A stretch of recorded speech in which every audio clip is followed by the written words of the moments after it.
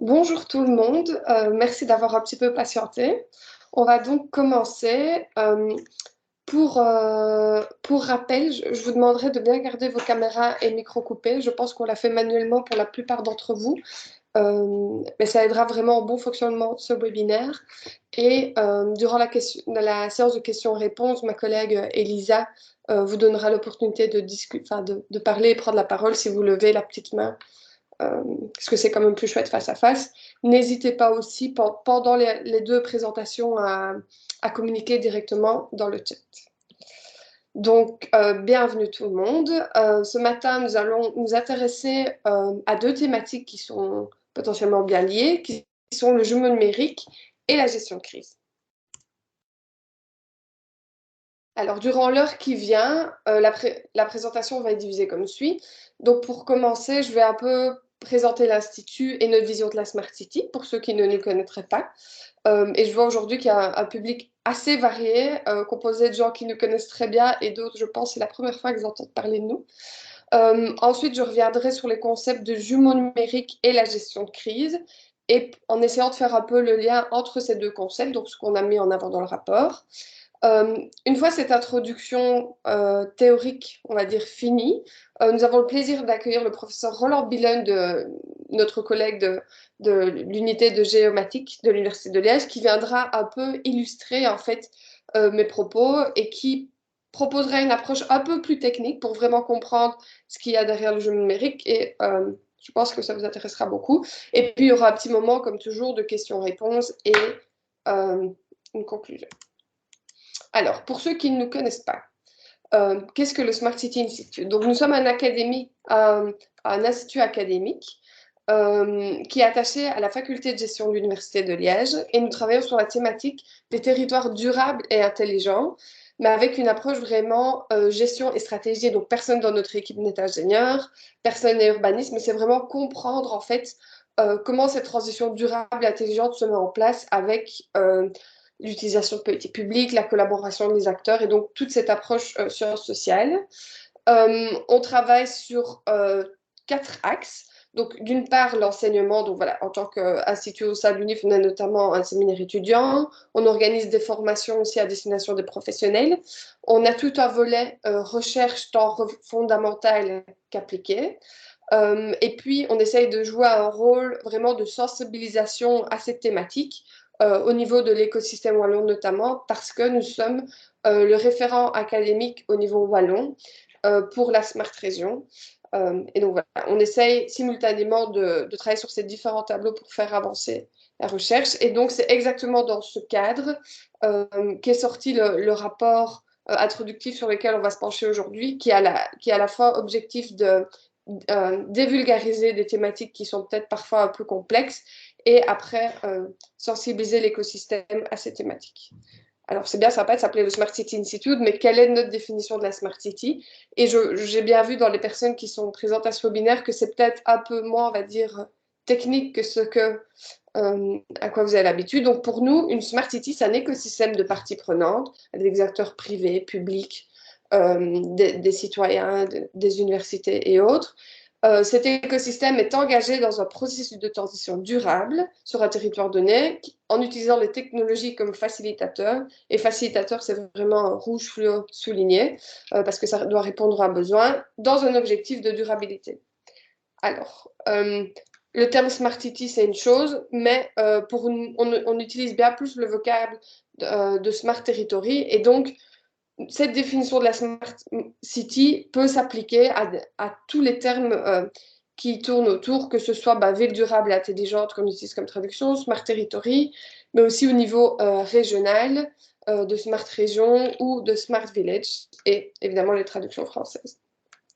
Alors, dans notre vision, la Smart City se base autour de 6 grandes dimensions qui sont la Smart Economy, l'environnement, People, Governance, Living et Mobility. Je ne vais pas passer en revue tout aujourd'hui. Si certains sont intéressés d'en savoir plus, on peut replanifier un autre moment. Mais je voulais les mettre en avant parce qu'en fait, les concepts de jumeaux numériques et gestion de crise vont rentrer dans beaucoup de ces composantes, que ce soit au niveau de la gouvernance, de l'environnement ou de l'économie, voire même de la mobility, dans d'autres circonstances. Alors, pour rentrer dans le vif du sujet, commençons par que veut-on dire par gestion de crise? Il n'y a pas vraiment de définition unique, comme beaucoup de choses en tout cas, mais en tout cas, la littérature s'accorde sur 3 éléments essentiels qui constituent une crise. Donc, d'une part, une crise est liée à des menaces envers les valeurs fondamentales d'une société, telles que la sécurité, la santé, la démocratie ou la viabilité économique. Une crise peut véritablement avoir un impact sur la survie et le développement d'une organisation, et donc aucune société, organisation, individu ne peut rester à l'abri des menaces qui sont imposées par une crise. Le deuxième élément, c'est le niveau élevé d'imprévu et d'incertitude concernant la menace et sa nature, et donc la réponse à devoir y apporter. Donc, la raison d'être d'une crise, on va dire, c'est une crise en partie parce qu'il est vraiment presque impossible de prédire le moment ou l'endroit exact où elle se produira et les conséquences qu'elle aura. Le dernier aspect sur lequel la littérature s'accorde, c'est que les crises mènent à un sentiment d'urgence. Donc, c'est quelque chose qui se passe de manière assez rapide, qui évolue, et les possibilités d'influence sont limitées. Et est nécessaire la prise de décision dans des circonstances qui sont difficiles et qui ne permettent pas forcément la réflexion sur le long terme. Et donc, dans le cadre de ce rapport, parce qu'il peut y avoir vraiment différents types de crises, mais nous, on le lie fortement au concept de catastrophe, qui aussi, lui, est lié à ces 3 aspects.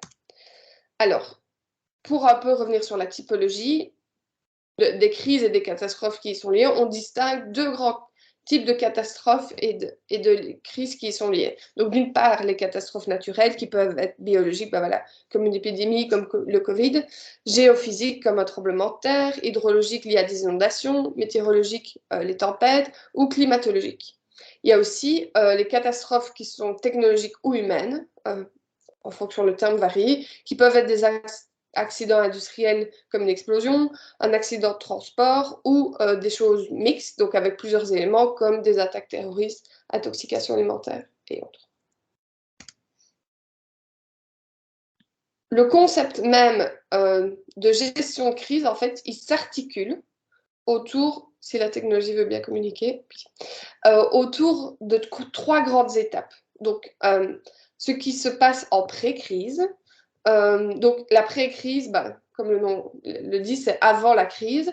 C'est vraiment une phase qui permet la préparation. Ça permet de connaître et évaluer les facteurs de risque sur les territoires, comme des dangers, menaces, vulnérabilité, sur les fondements de ce qui pourrait vraiment mener à une crise ou à une situation d'urgence. Le fait d'avoir cette connaissance, ça permet de développer des capacités d'anticipation et de prendre des mesures préventives, comme la mise en place d'un système d'alerte précoce ou la constitution de stocks et de biens. Une fois cette pré-crise passée, la crise en elle-même est aussi constituée de 3 sous-étapes. Donc, tout d'abord, la détection. Voilà, on identifie en fait qu'il y a les premiers signes de crise sur base des infos qu'on a. Ensuite, le contrôle des dommages. Quand on se rend compte qu'on n'a pas pu éviter cette crise, on peut mettre en place tout un tas de mesures qui permettent d'éviter que ceux-ci ne s'étendent à d'autres domaines ou prennent trop d'ampleur. Et enfin, la 3e étape de la crise, c'est le rétablissement. Donc, c'est les effets de la réponse à la crise qui se font ressentir et un retour à la normale qui s'effectue petit à petit. Ensuite, la dernière étape, c'est de ce cycle, c'est vraiment le post-crise. Donc, à ce stade-ci, les mesures entreprises sont examinées et analysées et on peut dégager des apprentissages et améliorer la présentation. Évidemment, ceci reste un modèle théorique développé par l'OCDE et différents chercheurs. Et du coup, évidemment qu'en pratique, ce n'est pas si simple. Mais comme ça donne une bonne idée de quoi parle-t-on dans le cadre d'un cycle de gestion de crise. Alors ça, c'est un des aspects théoriques de ce rapport. Le deuxième, c'est l'aspect lié aux jumeaux numériques. Donc, ici aussi, pas de définition unique, mais nous, on s'est arrêté sur la suivante. Qu'un jumeau numérique est un modèle numérique virtuel dynamique et auto-évolutif d'un sujet ou un objet qui représente l'état exact de son jumeau physique à un moment donné via l'échange de données en temps réel et la conservation de données historiques. Donc, ce n'est pas juste le jumeau numérique qui imite le jumeau physique, Mais tout changement dans le jumeau numérique est également imité par le jumeau physique. Alors vous allez me dire, ça fait beaucoup d'éléments et je suis peut-être d'accord, je ne suis pas d'accord. En tout cas, encore une fois, la littérature en tout cas s'accorde sur 3 aspects. Le fait qu'un jumeau numérique est composé euh, d'un jumeau virtuel et d'un jumeau physique, et qu'il y a un cycle de données bidirectionnel entre ces deux entités. Alors, c'est important de définir qu'est-ce qu'un jumeau numérique, mais c'est tout aussi important de définir ce qui n'est pas un jumeau numérique. Parce que maintenant, en fait, c'est un terme voilà, qu'on entend, qui est un peu à la mode. Tout le monde veut faire du jumeau numérique, que ce soit au niveau territorial, au niveau de l'industrie. Euh, mais il y a d'autres choses, en fait, qui sont souvent confondues avec un jumeau numérique, qui ne le sont pas. Donc ici, comme on le voit sur le schéma de gauche, le jumeau numérique, on l'atteint vraiment à partir du moment où il y a un flux de données automatique entre l'objet physique et l'objet digital, ce qui en fait n'est pas forcément toujours le cas, puisqu'il va y avoir des projets où on va entrer les informations manuellement, ou alors des informations vont se charger automatiquement de l'objet physique vers l'objet digital, mais le lien ne va pas se faire dans l'autre sens. Et donc, quand tout était rentré manuellement, on parle de modèle numérique. Quand il n'y a qu'un flux de données automatique du nombre numérique et quand les deux se font automatiquement d'un jumeau numérique. Alors, évidemment, c'est pas parce qu'on ne fait pas de jumeau numérique tel que la définition le donne que ce qu'on fait est mal. Pas du tout. C'est des choses qui sont nécessaires et il ne faut pas viser le jumeau numérique comme si c'était le Graal ou l'objectif final, mais c'est quand même assez important de distinguer. Pour mettre en avant aussi qu'au niveau territorial, quand on parle de City Digital Twin, jumeau numérique urbain, jumeau numérique territorial, en fait, c'est pas un jumeau numérique euh, entier qui, en fait, inclut tout, mais c'est plutôt l'agrégation de différents systèmes fédérés de petits jumeaux numériques individuels. Pour revenir un peu plus en détail en fait sur ces niveaux, sur les différents niveaux d'intégration, j'ai essayé de faire le lien ici entre les différents niveaux d'intégration et ce qui est un jumeau numérique ou pas. Et donc, euh, au niveau 0, c'est vraiment, on modélise juste l'environnement. Donc, que ce soit avec des drones, des photographies, des plans, on essaie vraiment de comprendre à quoi ressemble l'environnement. Et ici, parfois, on peut déjà essayer de dire c'est un digital twin parce qu'en fait, on a une photo 3D du territoire sur lequel on travaille, mais ce n'est pas forcément le cas. Euh, au niveau 1, en fait, on se base sur cette modélisation et on y ajoute des données historiques manuellement. Donc, les données historiques peuvent être liées notamment à l'emplacement de certains bâtiments, aux impétrants qui sont présents dans le sol et ce genre de choses. Et la valeur ajoutée, c'est que ça permet quand même une optimisation, une meilleure coordination du développement territorial. Donc, par exemple, euh, en ajoutant le nombre d'habitants sur un territoire où les impétrants sont, on peut savoir s'il y a assez de place pour ajouter un tel ou tel élément au milieu de l'infrastructure ou comment gérer une tâche si on doit travailler dessus. Au niveau 2, euh, donc à chaque fois, évidemment, les niveaux d'intégration se construisent sur base du niveau précédent. Mais à ce niveau-ci, on rajoute en fait un ensemble de données historiques mises à jour, donc des informations peut-être de conception, de matériaux, des rapports d'inspection, qui permettent de réfléchir, ben voilà, si je dois changer tel élément, quel sera l'impact sur un autre élément. Ça permet de prendre des décisions plus rapides et plus judicieuses parce que toutes les données peuvent être visualisées, interrogées. Ça réduit notamment des erreurs, des incertitudes et des coûts. Et donc, ici, on va avoir donc, des informations sur peut-être l'état de la route, des relevés de gaz, les précipitations sur le territoire par an, le degré d'imperméabilité du sol ou la capacité d'absorption des égouts. Au niveau 3, à tout cela, on ajoute des données en temps réel, que ce soit de l'Internet des objets, d'autres sources d'informations en temps réel. Et dans ce cas-ci, l'outil peut vraiment devenir un outil de simulation en temps réel grâce à l'utilisation massive de données et de l'intelligence artificielle. Et donc, on peut commencer à poser des questions et si. Et donc, ici, un modèle peut utiliser les résultats d'un autre modèle et ceux-ci peuvent être remplacés par d'autres. Et donc, par exemple, on va intégrer des informations sur le volume de pluie en temps réel, et faire le lien avec la capacité d'absorption des égouts, par exemple. Alors, ce qui est très important, c'est que on a remarqué en faisant ce rapport que énormément de littérature et d'entreprises considèrent qu'à ce niveau 3, on est dans un digital twin, enfin, ou jumeau numérique. J'utilise un peu les deux termes de manière interchangeable. Donc, en pratique, on voit que beaucoup d'acteurs pensent qu'à ce niveau-là, c'est déjà un jumeau numérique. Alors, encore une fois, c'est très intéressant et il faut valoriser ce qui est fait. Mais si on se base vraiment purement sur les définitions académiques, ce n'est pas encore le cas. Et donc, on voit aussi dans les exemples qui sont présentés dans le rapport que je vous invite à télécharger, je ne vais pas les présenter aujourd'hui, nombre des exemples, en fait, se basent dans ce niveau 3 d'intégration.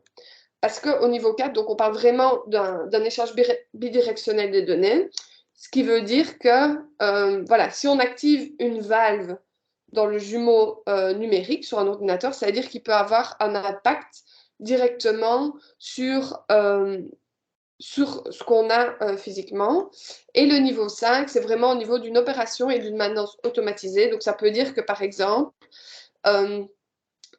dès que le jumeau numérique détecte que d'ici 2 heures, l'eau va déborder, il peut appeler automatiquement les pompiers ou d'autres services de secours.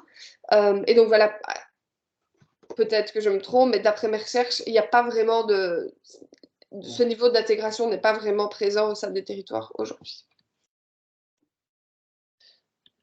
Alors, les jumeaux numériques, ils ont différents types d'avantages potentiels pour les territoires. Donc, comme il y a une meilleure intégration et interopérabilité des modèles, il y a une certaine complexité des territoires qui peut être mieux reflétée qu'avant. Il y a deux types d'avantages. D'une part, des avantages prédictifs. Donc, les jumeaux numériques peuvent permettre l'amélioration de la planification de scénarios à long terme pour éclairer certaines décisions, souvent d'investissement. Il y a aussi des avantages réactifs, donc ça permet d'améliorer l'intervention en temps réel ou quasi réel sur le bon fonctionnement quotidien d'un territoire. In fine, ça permet peut-être d'explorer certaines décisions quand il est risqué, compliqué ou coûteux d'expérimenter. Ça peut mener à une meilleure gouvernance publique. Ça peut aussi améliorer la gestion et les opérations en vue de politiques urbaines ou territoriales de manière générale plus durables. Et donc, in fine, comme toujours dans notre vision de la Smart City, cela a pour objectif de permettre une meilleure qualité de vie aux citoyens et utilisateurs d'un territoire. Il y a une multitude d'usages et de thématiques qui peuvent être liés en fait à ces jumeaux numériques territoriaux, que ce soit des aspects liés à la résilience, à l'agriculture, la rénovation de bâtiments, ce qui est notamment, je sais, le cas à Bruxelles, la planification territoriale, l'efficience énergétique. Voilà, il y a vraiment énormément de choses, la mobilité, beaucoup de projets qui se développent dans ce sens-là. Mais ici, on a choisi en fait de se focaliser sur la gestion de crise. Alors, vous vous souvenez de ce schéma que j'ai montré il y a quelques minutes. En fait, on a essayé de faire le lien et on distingue qu'il y a vraiment 3 potentielles utilisations pour lesquelles le jumeau numérique peut être pertinent dans ce contexte de gestion de crise. D'une part, la planification, ensuite la prise de conscience et l'optimisation pendant la crise, et de manière transversale pendant l'ensemble du cycle de gestion de crise, renforcer la collaboration entre les acteurs. D'un point de vue de planification, ça permet vraiment, en fait, dans cette phase de post-crise et de pré-crise, de rentrer dans une logique d'anticipation et de formation. Donc, on peut notamment mieux identifier les lieux vulnérables lors d'une crise, appréhender les différents problèmes et besoins qui pourraient être liés à cette crise, identifier les différentes possibilités, opportunités et ressources qui seraient à disposition ou dont on a besoin, lister les parties prenantes et le matériel nécessaire pour répondre à la crise, veiller évidemment à ce que toutes les parties prenantes soient préparées aux catastrophes par le biais notamment de formation et d'exercices, et anticiper autant que possible la hiérarchisation, ça va aller, des ressources à déployer pendant cette crise. Dit autrement, ça permet vraiment, l'utilisation d'un jumeau numérique en amont d'une crise, permet vraiment de comprendre ce qu'on veut faire, comment le faire et quels moyens et ressources utiliser pour le faire. Le deuxième élément, pendant la crise elle-même, ça permet vraiment une prise de conscience et une optimisation du déploiement des ressources. Donc, ça permet de comprendre déjà ce qu'il s'est passé quand cela s'est passé. On peut anticiper des blocages potentiels tant au niveau de l'infrastructure que des besoins mis à disposition. On peut identifier les stratégies de réponse les plus efficaces sur base de potentielles simulations faites et donc, in fine, optimiser la gestion des ressources qui peuvent être potentiellement limitées pour garantir un rétablissement de la situation le plus rapidement possible. Le dernier élément, c'est vraiment la collaboration des acteurs pendant l'ensemble de ce cycle de gestion de crise. Donc, notamment établir un lien entre plusieurs acteurs, en résolvant les problèmes d'asymétrie de l'information parce que chacun a, chaque type d'acteur, que ce soit au niveau des autorités publiques, d'acteurs privés, de la société civile, des citoyens, de l'université, chacun a sa raison d'être et sa compréhension d'un problème avec certains éléments que d'autres acteurs n'auraient pas. Et donc, en utilisant cet outil commun ou cette plateforme, ça permet vraiment en fait, d'être certain que chacun a accès au même niveau d'information.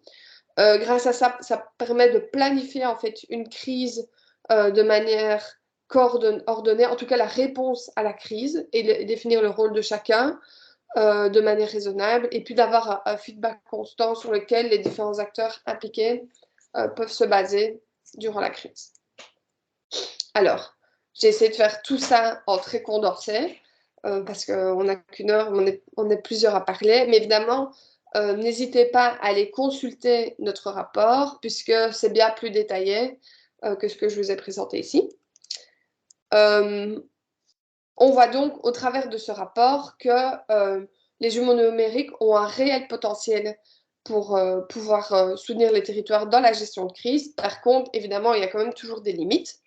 D'une part, la complexité des territoires. Un territoire n'est pas un système automatisé, donc il est plus ou moins évident de capturer la réalité, on va dire, de l'environnement bâti. Par contre, il est beaucoup plus difficile d'anticiper en temps réel des aspects liés aux activités économiques ou de mesurer les interactions et normes sociales liées potentiellement à des lois, la culture ou différentes dynamiques territoriales, puisque dans une ville, on ne va pas avoir les mêmes types peut-être de réactions à une crise dans un quartier que dans l'autre.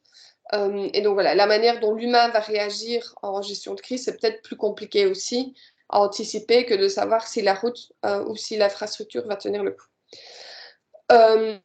Ensuite, une autre grande limite, c'est l'aspect lié aux données.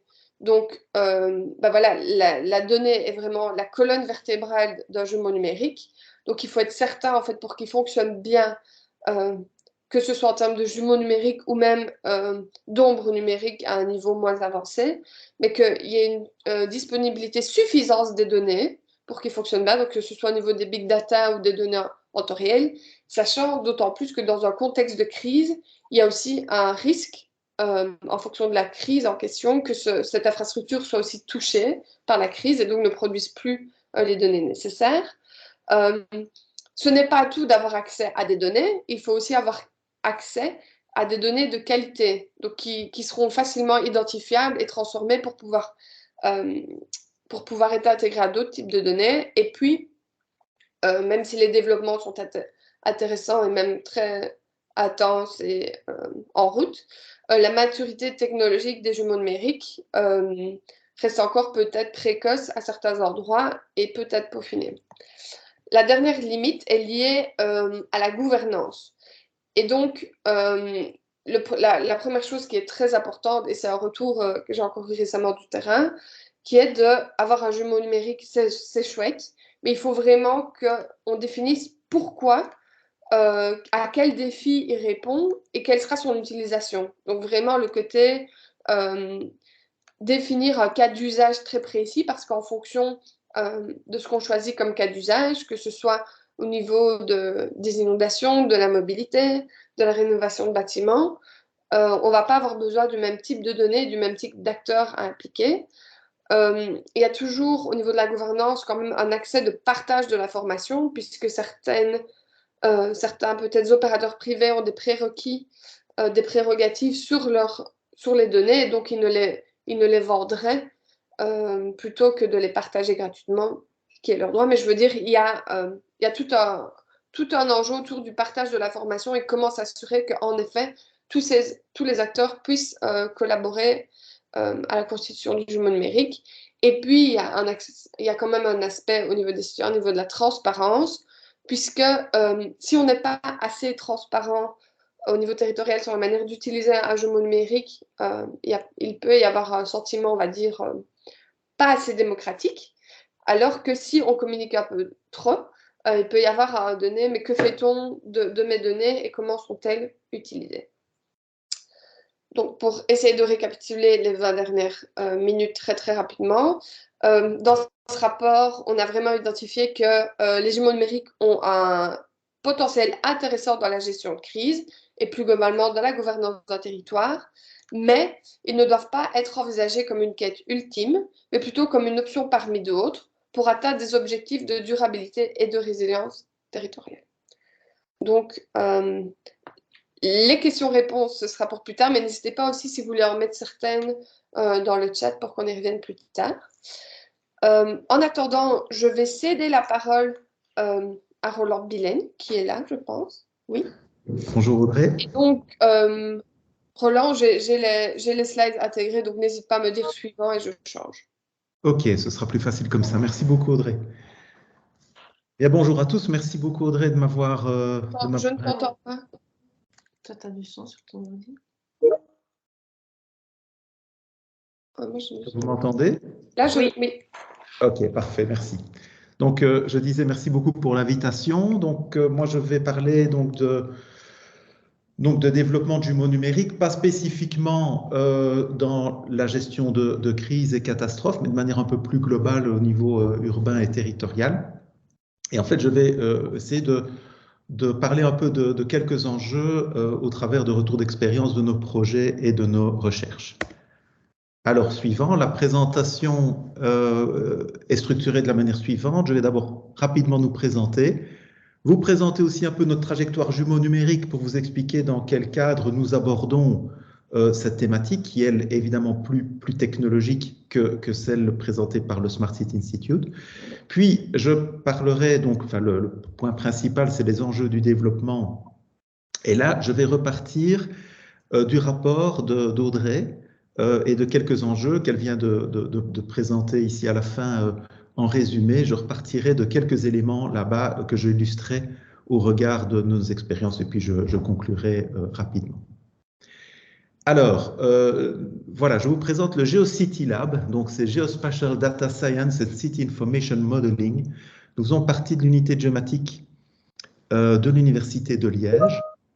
Et je suis assez content parce que c'est notre nouveau nom. Ça fait une vingtaine d'années que nous existons, mais nous avons décidé de changer l'acronyme et le nom de notre groupe. C'est passé officiellement vendredi. Voilà, donc c'est la première fois que je peux l'utiliser pour coller un peu plus à nos activités de recherche. Alors, nos recherches, justement, elles vont d'aspects théoriques vers des aspects applicatifs. Au niveau théorique, on travaille sur la modélisation de la géoinformation, de l'information spatiale, avec des aspects parfois un peu plus théoriques sur le raisonnement ou plus informatiques sur les infrastructures de données spatiales. Et de ce bloc, je dirais, plus théorique, nous avons des domaines d'application qui sont les systèmes d'information géographique 3D urbains ou les City Information Model, donc qui sont des socles, des composants de ce qu'on aborde aujourd'hui qui sont les jumeaux numériques, avec un domaine d'application, un sous-domaine d'application un peu particulier qui est le patrimoine digital. Et évidemment, nous avons des compétences en acquisition de données 3D pour alimenter tous ces modèles. Ouais, on va passer au suivant. Donc, notre trajectoire jumeau numérique. Alors, très rapidement, je vais illustrer un peu ce que l'on fait dans notre groupe. Enfin, tout part de ma thèse de doctorat en SIG 3D urbain qui commence déjà à dater de peu plus de 20 ans, où en travaillant d'abord sur des configurations d'objets 3D, on est ensuite passé sur des aspects de modélisation de l'information et de standardisation. Suivant. Alors, nous avons également travaillé beaucoup sur, après l'acquisition des données 3D, vous avez ici des exemples d'acquisition de données 3D par laser, donc des nuages de points, sur la segmentation et classification automatique de ces données en éléments plus petits. Donc, vous voyez ici l'intérieur d'une pièce, une cuisine, et bien la possibilité de manière automatique de retrouver différents éléments. C'est des choses que nous avons fait il y a déjà plusieurs années. Suivant. Voilà. Et donc, dans la lignée de ces travaux, on développe pour le moment dans différents projets des modèles, donc des classifications donc de nuages de points en éléments sémantiques. Donc, vous voyez ici l'exemple sur des applications ferroviaires. Donc, à partir des données acquises par des lasers qui sont montés sur des trains, vous voyez ça sur les images de gauche. L'image centrale, c'est le nuage de points colorisés, et l'image de droite, c'est la segmentation sémantique, où les points qui sont colorisés en bleu représentent le sol, les points colorisés en rouge, les rails, et ainsi de suite. Suivant. Au-delà de ces liens un peu plus proches avec l'acquisition de données, on travaille aussi évidemment sur des solutions de bases de données spatiales dans différents projets où on couple les modèles tridimensionnels géographiques avec des données qui viennent de capteurs, par exemple. Et puis, on travaille également sur des standards tels que le CityGML, le CityJSON, mais ça, j'aurai l'occasion de vous en reparler par la suite. Et enfin, c'est juste pour illustrer un peu ce on a fait au niveau patrimoine 3D. Donc ça, c'est plutôt des modèles infographiques. Pour ceux qui connaissent ça, c'est la place Saint-Lambert et l'évolution de la place Saint-Lambert et des différentes phases de construction de la cathédrale détruite. Voilà, donc là, c'est pour montrer aussi qu'on s'est intéressé à des aspects de visualisation, de rendu, même si ce n'est pas totalement notre core business. Voilà, donc ceci clôture la présentation de notre trajectoire. Et là, j'en viens aux enjeux, qui est le sujet principal de mon intervention.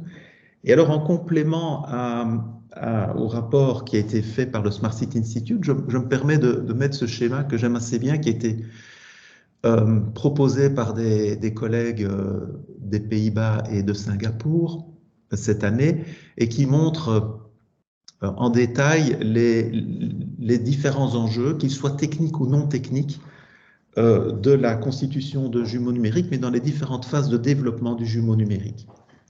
Donc voilà, ceux qui sont intéressés peuvent se référer à cela. Et ce que je trouve intéressant, c'est que et comme je vais le présenter par la suite, merci, les enjeux, là où on pourrait croire qu'évidemment les enjeux techniques sont très importants, il y a encore beaucoup de défis, mais voilà, de mon point de vue, c'est surtout les défis non techniques qui peuvent être un peu bloquants. Voilà. Alors maintenant, on peut passer à la suite. Je suis donc reparti du rapport et j'ai repris, comme Audrey l'a présenté, 3 éléments. Donc la façon dont ça a été présenté par le Smart City Institute, la complexité des territoires, où j'ai retiré 2 éléments, la data, les données, où j'ai retiré 2 éléments, et puis la gouvernance, où j'ai retiré 1 élément. Donc ces 5 enjeux que j'ai trouvé particulièrement intéressant dans le rapport et que j'ai voulu commenter ou illustrer. Alors, commençons par la complexité des territoires. Et alors, je reprends ici un extrait, peut-être pas totalement fidèle au niveau des mots utilisés, mais je vais le résumer. Donc, on met l'accent sur l'importance de la modélisation des différentes infrastructures des territoires, mais tout en se disant qu'il faut faire attention de ne pas trop simplifier les choses, et que le premier défi relevé par Audrey, c'était de pouvoir appréhender les différentes couches d'infrastructures qui sont interconnectées et agissent l'une sur l'autre dans une dynamique non linéaire. Donc évidemment, je trouve que c'est vraiment cet élément-là, il est fondateur quand on veut réfléchir à la mise en place d'un jumeau numérique sur le territoire et a fortiori pour des gestions de crise. c'est évidemment ces interconnexions qui font l'intérêt du jumeau numérique. Sinon, on passe à côté vraiment de quelque chose. Alors, ça veut dire qu'on doit faire une mise en commun, un partage de données, un partage de modèles, et c'est là qu'on se rend compte qu'on est un peu à contre-courant de la structuration traditionnelle en silo. Donc, je veux dire par là que souvent dans une organisation, si une organisation s'occupe de la problématique des transports, elle va avoir à sa disposition, ou elle aura développé un système qui lui permet de gérer sa problématique de transport. Et si un autre organisme travaille sur la gestion énergétique, de même, il aura mis en place un système qui lui permet de répondre à ses besoins. Donc, on est vraiment dans des approches en silo et qui, à la base, ne discutent pas entre elles, ne partagent ou partagent difficilement. Or, ici, c'est vraiment le but. C'est évidemment ça que l'on doit faire. On doit interconnecter les choses pour pouvoir assurer une gestion et coller finalement la réalité de nos territoires qui sont par nature tout à fait multiples. Donc, cet enjeu de base, il amène à des problèmes techniques d'interopérabilité. Ça, je vais en reparler dans la partie sur la data. Et puis, ça permet aussi, pour moi, d'insister sur quelque chose que Audrey aussi a rappelé. Mais on est loin, il faut vraiment se dire qu'on n'est pas sur une simple visualisation d'une image tridimensionnelle. Je sais qu'il y a eu beaucoup, au départ je dirais, du hype du Digital Twin il y a quelques années, beaucoup de choses qui tournaient autour de la visualisation et l'utilisation de moteurs de rendu de jeux vidéo, ce qui en soit très bien pour communiquer, pour visualiser, mais ce n'est vraiment qu'un élément. Je ne pense pas non plus qu'on est face à une nouvelle solution logicielle dans le sens où on dirait « tiens, je vous propose un nouveau produit ». C'est beaucoup plus que cela. Je pense qu'on est vraiment dans un changement profond. Et là, je pourrais aussi insister là-dessus dans la partie gouvernance. Donc voilà pour le premier enjeu qui avait été soulevé par Audrey. Alors le deuxième, sur la complexité des territoires, on dit qu'on néglige souvent l'importance des interactions et normes sociales, des lois, de la culture, de l'histoire et de la dynamique politique au sein d'un territoire. Donc il faut pouvoir intégrer finalement, ici, Audrey parle d'une variable comportementale, je dirais de pouvoir donc intégrer un peu plus en avant des choses qui vont au-delà des infrastructures bâties, génie civil et compagnie. Et je suis tout à fait d'accord avec ça, c'est assez primordial. On peut voir que même s'il y a une tendance à prendre en compte un peu le citoyen, mais c'est souvent en le considérant comme un utilisateur ou même comme un fournisseur de données, malgré lui. Mais c'est vrai que modéliser et prendre en compte des choses qui sortent du traditionnel, des traditionnels éléments physiques et infrastructures, c'est assez rare. Et là, ça fait vraiment écho à des recherches que l'on fait depuis des années sur le patrimoine et l'archéologie, où on est obligé d'apporter de la nuance, de l'incertitude, qui sont vraiment les caractéristiques inhérentes aux aspects humains, qui sont les interprétations que font les archéologues. Et donc là, il peut y avoir un parallèle. Je vais vous présenter 2-3 approches. Donc je ne dis pas que c'est ça qu'il faut faire dans les jumeaux numériques pour nos territoires, directement appliquer les mêmes formules, mais en tout cas d'avoir cette sensibilité de prendre en compte ce genre d'éléments. Et pour la petite histoire, on est en train d'écrire un manifeste justement avec des collègues français, archéologues français, pour essayer de promouvoir les jumeaux numériques dans ce domaine, mais tout en mettant en garde de bien prendre en compte ces dimensions. Alors ici, je vous montre rapidement ce qu'on avait fait, donc juste ce petit exemple qui vous montre que quand on envisage des objets archéologiques, on a souvent une temporalité un peu différente, des successions. Donc ici, vous voyez, on a au départ un champ, et puis il y a un événement qui se passe, il y a la construction d'une église, et puis une destruction, et puis continue l'histoire de cet élément. Alors déjà, en soi, modéliser cela, c'est pas si évident, parce qu'il y a des évolutions des objets, c'est déjà, il y a déjà un challenge. Mais le deuxième challenge, c'est de prendre en compte les interprétations et les visions des archéologues. Slide suivant. Oui, voilà.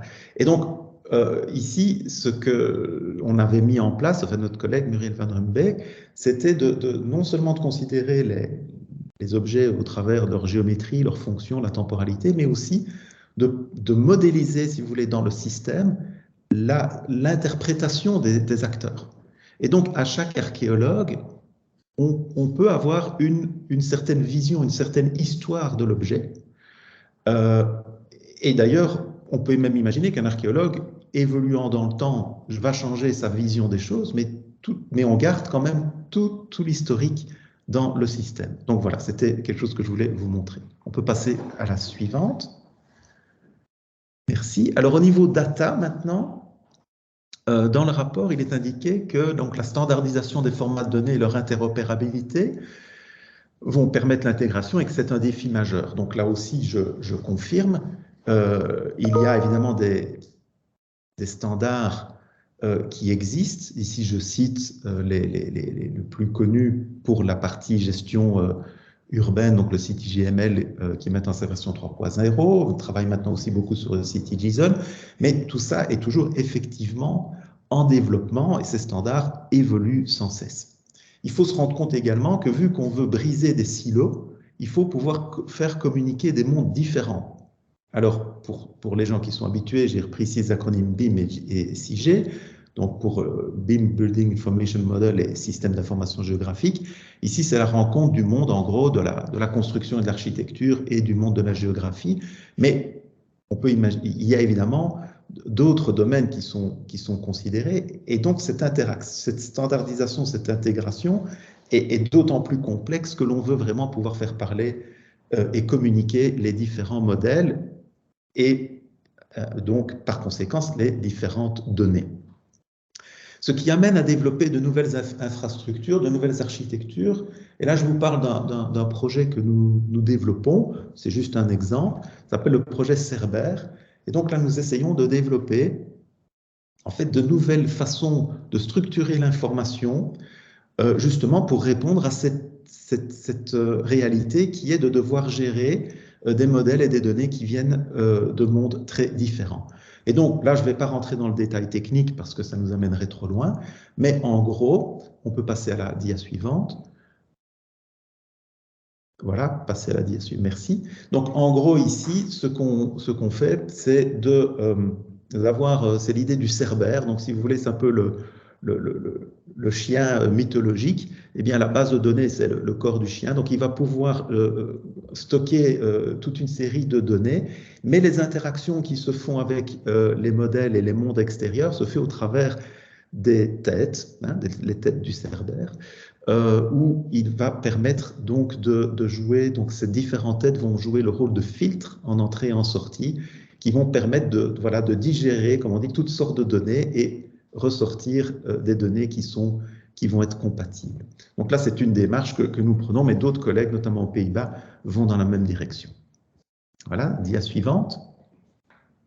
Alors, deuxième point que je voulais aborder sur les données, c'est la remarque suivante, la disponibilité et la qualité des données utilisées est un enjeu majeur. Ben là, c'est évidemment très important et évident. Donc, il y a évidemment le problème de la qualité des données. Là aussi, je ne vais pas m'éterniser, m'étendre, mais il est clair que nous savons tous que si vos données ne sont pas de qualité, vos résultats ne seront pas de qualité. Donc là, c'est une évidence. Mais maintenir des chaînes de qualité, des chaînes de contrôle de qualité de données n'est pas une chose évidente.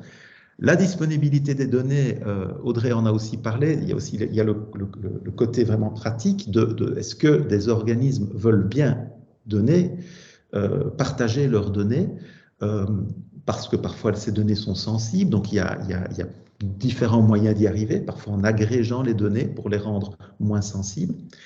Et puis il y a un point que je voudrais développer qui est d'avoir des données, mais il y a une partie qualité importante qui est la mise à jour. C'est-à-dire que même pour le socle, par exemple tridimensionnel sur lequel reposerait, donc socle géographique sur lequel reposeraient les données, on a intérêt à avoir des données à jour, évidemment, mais ce n'est pas évident, ça coûte cher, et donc il y a des solutions maintenant au travers de l'utilisation de l'intelligence artificielle pour permettre de générer des données de manière plus automatique. Donc, on peut passer à la dia suivante. Et donc là, c'est le projet, c'est pour vous donner un exemple, donc, le projet SEM 3D qu'on est en train de faire avec la ville de Liège. C'est l'obtention d'objets sémantiques 3D pour les applications urbaines.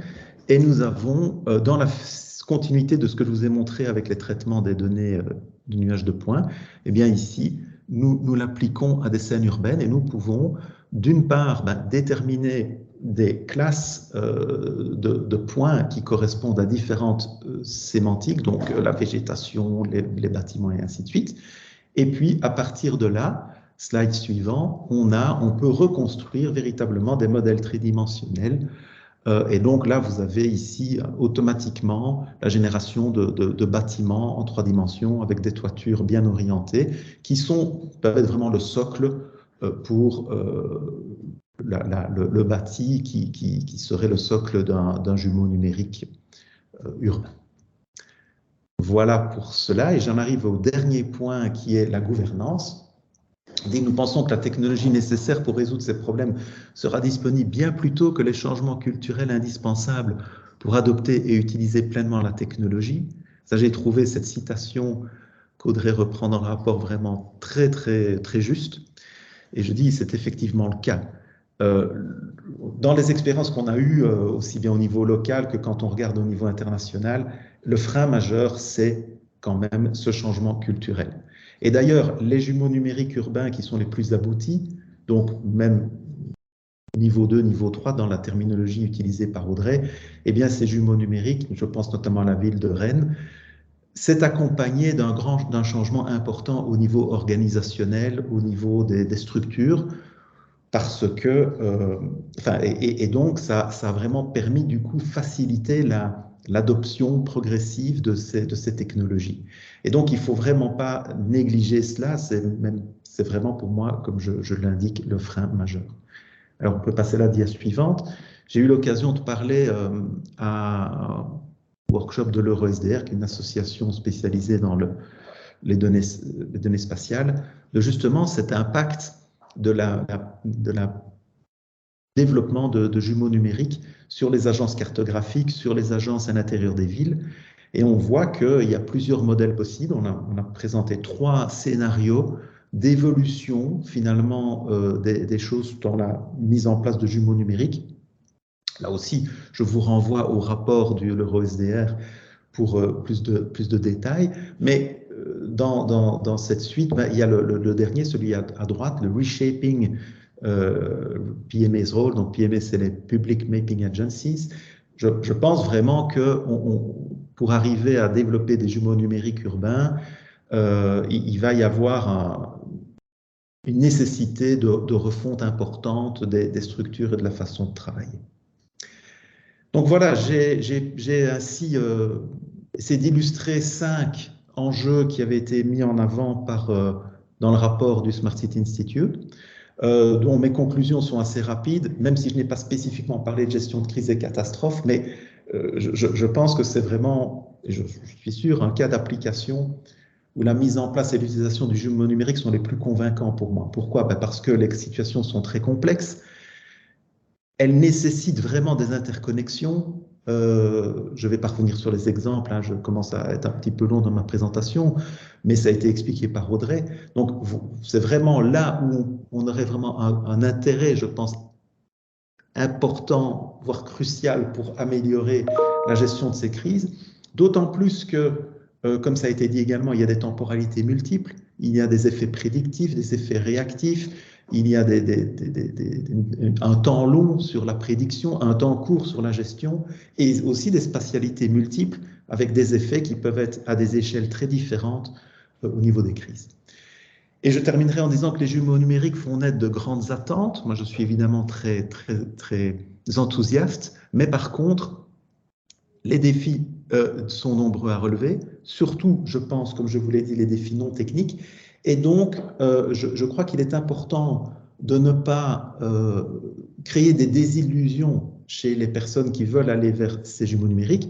Je crois qu'il faut aller dans cette voie, mais tout en sachant les écueils, les étapes compliquées, et donc savoir qu'on peut y aller progressivement. Voilà, je vous remercie beaucoup pour votre attention et je suppose qu'on va passer aux questions-réponses pour Audrey et moi s'il y en a. Merci. Oui, en effet, merci Roland pour ta présentation. Donc, en effet, on va passer aux questions-réponses. J'ai vu qu'il y en avait déjà dans le chat, donc je vais d'abord les lire et on va y répondre. À mon avis, il y a un mélange technique et non technique.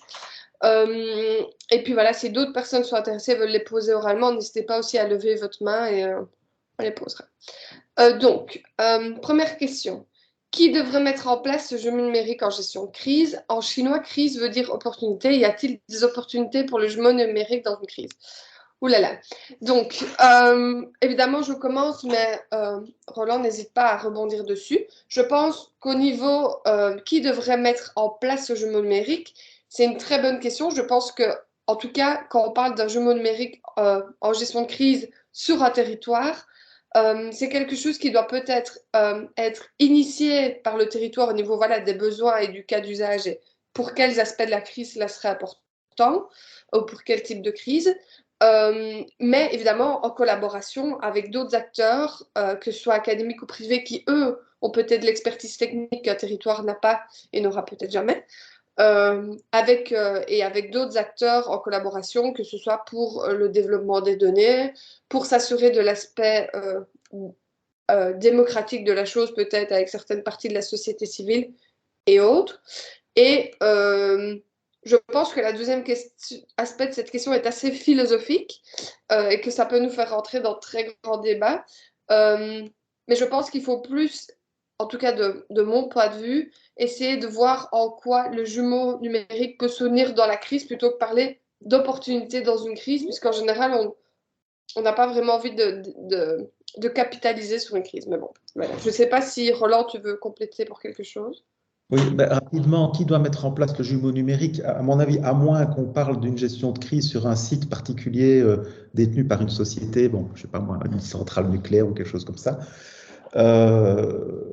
Je crois qu'il y a une nécessité d'un contrôle du public.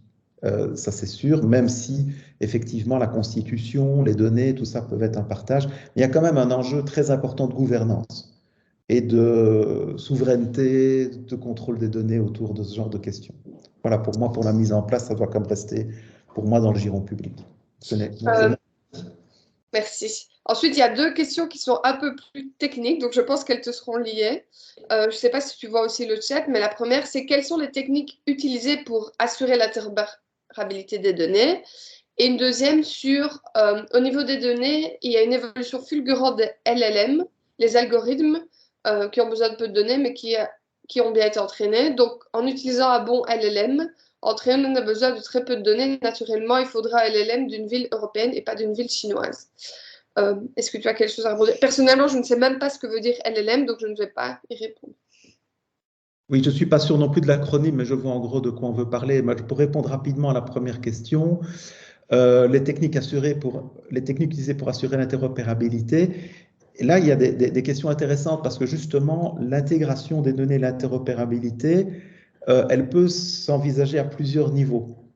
On a ici une recherche doctorale qui travaille spécifiquement là-dessus. Elle peut se faire, sans rentrer dans d'autres détails, on peut se faire vraiment au niveau des modèles de données, l'intégration, ou elle peut se faire partiellement à un niveau un peu comme on essaie de le faire dans Cerber que j'ai présenté, donc un niveau intermédiaire, ou alors simplement, il y a aussi la possibilité de partager des données sans vraiment assurer une totale intégration, une totale interopérabilité. Mais donc là, il y a vraiment beaucoup de travaux, déjà des solutions existantes, mais de défis à relever dans ce domaine. Alors pour les algorithmes d'intelligence artificielle, voilà, LLM, je ne le connais pas spécifiquement, mais en gros, effectivement, nous, on travaille aussi sur des algorithmes entraînés. Alors, c'est assez amusant parce qu'effectivement, quand on entraîne sur base de jeux de données qui viennent d'autres pays, ben, on peut être un peu limité. Alors là, nous, on travaille beaucoup avec des jeux entraînés États-Unis, Grande-Bretagne, Pays-Bas. Donc, en gros, ça colle pas mal. C'est sûr que si on avait une ville chinoise, ce serait plus compliqué. Et alors, pour la petite histoire, on a rigolé parce qu'on s'est dit qu'on a beaucoup de contacts avec le Maroc, mais pour le moment, nos algos entraînés avec des données d'Europe occidentale ou des États-Unis ne fonctionnent pas très bien avec la Médina de Marrakech. Voilà. Merci beaucoup. Alors, question suivante. Oui, la présentation sera partagée très rapidement et un replay aussi d'ailleurs. Donc, question suivante. Comme le dit le rapport, est-ce que le jumeau numérique parfait n'a actuellement encore qu'une vue de l'esprit quant à ses capacités d'interaction bidirectionnelle avec son jumeau physique? Roland, est-ce que tu veux rebondir dessus? Oui, moi je pense que d'un point de vue jumeau numérique territorial, j'ai pas l'impression. Enfin, le jumeau numérique parfait avec une interaction complète, je crois que c'est un peu effectivement utopique, même si ce n'est pas le cas alors dans les aspects industriels, hein, où là, on peut vraiment imaginer une interaction complète, mais il n'empêche que je crois qu'il ne faut pas se dire que c'est impossible ou je veux dire, que ça n'a pas d'intérêt. Non, ça a un intérêt. Il y a certainement des retours, mais les retours ne seront peut-être pas là exactement où on le voit. Tout à l'heure, Audrey a pris l'exemple d'une valve, hein, c'est toujours un peu ce qu'on prend, ou moi je prends toujours l'exemple du feu rouge qui dit, bah, tiens, je suis dans mon jumeau numérique, je change le feu de signalisation, il se change automatiquement. Bah, c'est un peu les exemples qu'on prend pour le moment. Mais il n'est pas impossible que l'idée même de retour vers le monde réel peut prendre aussi d'autres formes, ne serait-ce que en termes de communication vers la population et ce genre de choses. Donc, voilà. Oui, oui, tout à fait. Comme je l'ai un peu expliqué, c'est aussi parfois, tu parles de communication, je disais en cas d'inondation, en fait, anticiper cette inondation pour activer automatiquement l'intervention de services d'urgence et autres. Alors, question d'après, on voit qu'il y a beaucoup de défis à relever, mais avez-vous des exemples connus en production, des liens avec ces projets réalisés? Oui, en fait, dans le rapport, il y a quand même pas mal d'exemples et de bonnes pratiques qui sont évidemment surtout niveau 2 et 3. Mais vous pouvez aller les consulter. Il y a quand même beaucoup de choses qui se font liées à la gestion de crise, mais aussi, évidemment, il y a aussi beaucoup de cas qui se développent, j'ai l'impression, autour de la mobilité, la gestion du trafic et autres. Et donc, ça peut facilement se trouver. Enfin, si vous ne trouvez pas, n'hésitez pas à me renvoyer un petit email et je vous référerai vers d'autres exemples. Alors, la petite définition de ce qu'est un LMM. Euh, En termes de formation, et spécifiquement en gestion de crise, le jumeau numérique peut être un atout, mais quitte du matériel nécessaire, ou, on dirait que je fais un AVC, quitte du matériel nécessaire, compétences du technicien, cela paraît très coûteux pour une institution de formation. Euh, En effet, je pense que, surtout à ce niveau, enfin, ce niveau de développement, étant donné que ce n'est pas quelque chose qui est actuellement automatisé sur les territoires, mais dans tous les cas, en fait, le développement d'un jumeau numérique est quand même quelque chose d'assez coûteux. Donc, c'est quelque chose qui va avec. On ne sait pas faire rapidement un petit jumeau numérique et puis investir, on va dire, dans la formation et la gestion de crise. Donc voilà, oui, en effet, c'est coûteux. Moi, je peux peut-être ajouter quelque chose. Audrey, excuse-moi. Donc, effectivement, comme tu le dis, voilà, c'est peu réaliste de se dire on va faire un petit jumeau numérique rapidement. Mais par contre, il y a déjà beaucoup de choses qui existent, qui sont, même si elles n'ont pas le terme jumeau numérique, il y a déjà des choses qu'on peut voir niveau 1, 2, 3, comme on a dit. Et je crois que, enfin moi, chose comme ça que je vois les choses, c'est que il y a déjà des tendances, des réflexes, des choses que l'on peut déjà acquérir en termes de formation, déjà de tous les différents éléments qui sont repris d'ailleurs dans le rapport, de former, ne serait-ce déjà qu'à une utilisation d'un simple système d'information géographique d'une manière un peu plus dynamique, permet déjà d'amener des opérateurs qui ne seraient pas habitués à ça, à rentrer un peu dans ce monde de la gestion et donc de s'apprêter et d'être, oui, voilà, de s'apprêter à faire d'autres pas par la suite. Et c'est pour ça que je disais tout à l'heure, c'est pas juste un nouveau logiciel qu'on va amener, c'est un changement de mentalité. Donc, ça va être quand même un changement, à mon avis, relativement long, mais je suis persuadé qu'on va aller vers ce genre de système. Merci beaucoup. Et donc, dernière question, parce qu'il est déjà plus de midi, mais évidemment, par la suite, n'hésitez pas à nous recontacter. Donc, dans les deux présentations, il a beaucoup été question du jumeau au singulier et de comment il est permis ou non par des réorganisations en termes de gouvernance. Il s'agirait donc de voir si une bonne réorganisation de gouvernance pourrait permettre l'avènement d'un bon jumeau. Quelqu'un a activé son micro? On entend. Une autre approche, il me semble, pourrait être de voir comment des configurations particulières de gouvernance façonnent des jumeaux particuliers.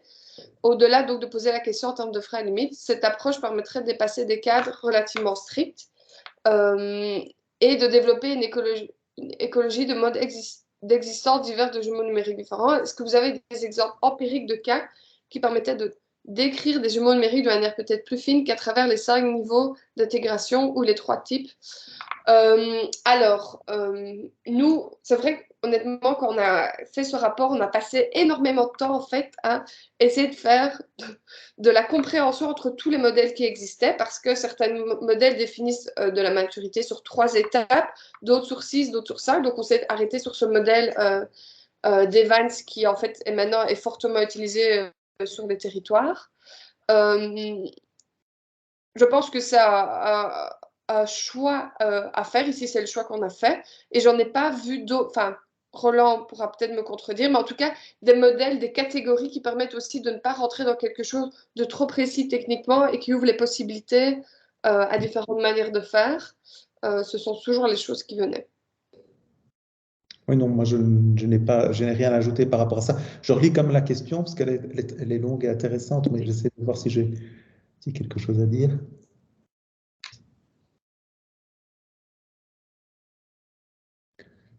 Voilà, pour la personne qui a posé cette question, je l'invite aussi à aller voir le rapport de l'EuroSDR que j'ai présenté tout à l'heure, justement parce qu'effectivement, on est le jumeau numérique est le fruit évidemment de l'organisation qui le met en place. Et donc, cette question de réorganisation, effectivement, est intéressante de voir quel type d'organisation engendre quel type de jumeau numérique. Donc, je trouve que la question est très intéressamment posée, mais je n'ai pas une réponse comme ça pour aller plus loin. Merci beaucoup. On va clôturer là, mais pour ceux qui ne l'auraient pas encore fait, n'hésitez pas à télécharger notre rapport qui est disponible sur notre site ou que vous pouvez avoir dans votre boîte email en scannant ce QR code, donc il ne sera pas sur votre téléphone, mais vous pouvez l'avoir par email. Et puis, pour toute autre question ou suggestion, n'hésitez évidemment pas à nous contacter individuellement, que ce soit pour des aspects de gouvernance plus globale, de stratégie de mon côté, ou pour des aspects potentiellement plus techniques du côté de Roland. Et donc, voilà, je vous souhaite à tous un bon appétit, une bonne journée. Et évidemment, merci à nos différents supports pour cette recherche. Merci beaucoup. Merci beaucoup. Merci.